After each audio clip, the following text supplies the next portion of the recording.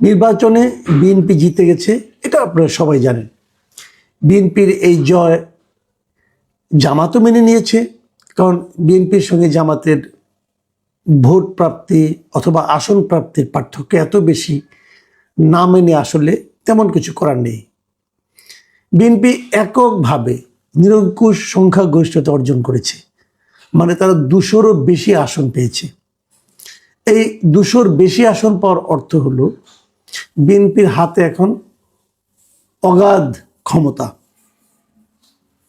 এই নিরঙ্কুশ সংখ্যাগরিষ্ঠতা পাওয়াটাকে আমি ব্যক্তিগতভাবে খুব একটা পছন্দ করি না। আমি করি না এই কারণে যে মানে এর মাধ্যমে তারা যে কোনো কিছু করতে পারবে, সংবিধান ইচ্ছা করলে পরিবর্তন করতে পারবে। এবং এই নিরঙ্কুশ ক্ষমতা গণতন্ত্রকে কতটুকু শক্তিশালী করে সেটা নিয়ে আমার সন্দেহ আছে। নিরঙ্কুশ ক্ষমতা কোনো একটা পার্টিকে অথবা পার্টির লিডারকে মানে এক ধরনের অহংকারী করে তুলতে পারে বলে আমার মত, এটা আমি এভাবে ভাবি। এবং এই জন্য আমি বলে থাকি যে সরকার যদি খুব শক্তিশালী হয় তাহলে সেক্ষেত্রে গণতন্ত্রের দুর্বল হওয়ার একটা আশঙ্কা থাকে, আর যদি বিরোধী দল শক্তিশালী হয় তাহলে গণতন্ত্র সবল হওয়ার একটা সম্ভাবনা থাকে। সে বিচারে বিএনপির এই নিরঙ্কুশ যে সংখ্যাগরিষ্ঠতা, এটা আমাকে একটু হলেও আমাকে শঙ্কিত করে। আমি খুব সতর্কভাবে বিএনপির দিকে তাকাবো এই কারণে। বিপরীত দিকে জামায়াত আসন সংখ্যা কম পেলেও আমার ধারণা 2-1 দিনের মধ্যে প্রকাশিত হবে জামাতের মোট ভোট কত শতাংশ তারা পেয়েছে, এবং আমার ধারণা জামাত এবার প্রচুর ভোট পেয়েছে, সেটা কিন্তু জামাতের শক্তিমত্তারই একটা পরিচয় বহন করবে। এগুলো নিয়ে আমি ডিটেল পরে আলাপ করব, আরও তো সময় আছে, আগামীতে আলাপ করতেই হবে।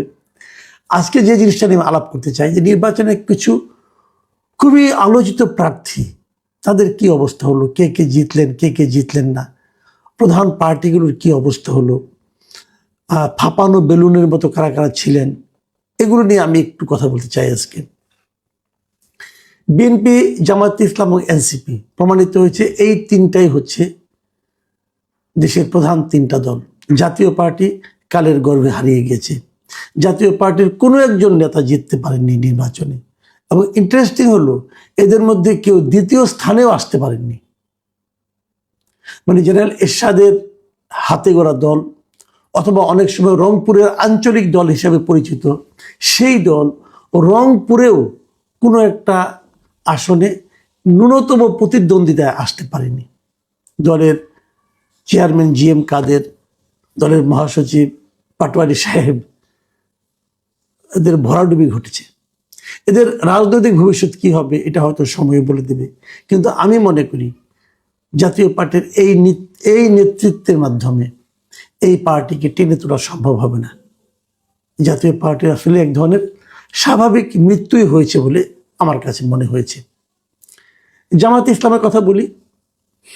জামাতে ইসলাম অনেক ভালো করেছে, আগেই বলেছি, কিন্তু জামাতে ইসলামের খুব গুরুত্বপূর্ণ দুজন নেতা। জামাতে ইসলামের সেক্রেটারি জেনারেল গোলাম পারওয়ার সাহেব, উনি হেরে গেছেন ওনাদের আরেকজন কেন্দ্রীয় নেতা হামিদুর রহমান আজাদ।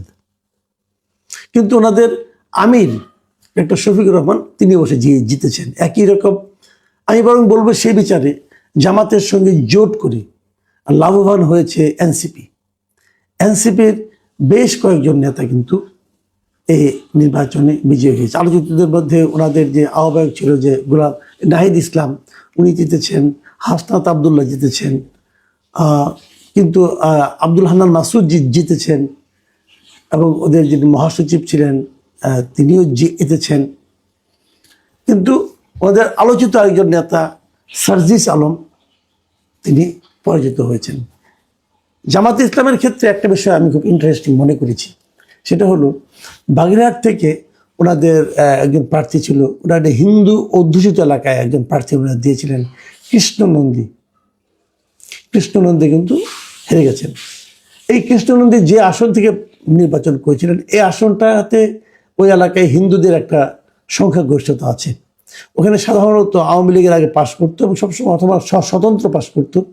এলাকায় সবসময় হিন্দুরাই পাশ করতো, কোনো একজন হিন্দু প্রার্থী সাধারণত পাশ করতো।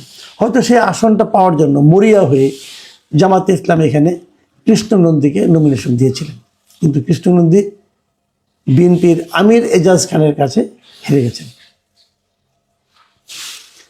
এই বিষয়টা থেকে আমার কাছে একটা জিনিস মনে হয়েছে, এবং আমি আরও কয়েকটা জায়গা থেকে আমি হয়তো সুনির্দিষ্টভাবে উদাহরণ এখন দিতে চাই না, কিন্তু আমার যেটা অবজারভেশন সেটা হলো এবার হিন্দু ভোটাররা সম্পূর্ণভাবে বিএনপিকে ভোট দিয়েছে। বিএনপি যেহেতু বিশাল জয় হয়েছে, এই জয়ের পেছনে আমি যদি একটা নির্বাচনে জিততে গেলে না কিছু পকেট লাগে, ওই পকেটগুলি দিয়ে কিন্তু নির্বাচনে আলাদা একটা হিসাব আছে, এটা আমি আপনি খুব সহজে বুঝবো না, আমি নিজেও অত ভালো বুঝি না, কিন্তু আমি এটুকু জানি যে নির্বাচনে কিছু পকেট থাকে, ওই পকেট ভোটগুলো একত্রে পেতে হয়।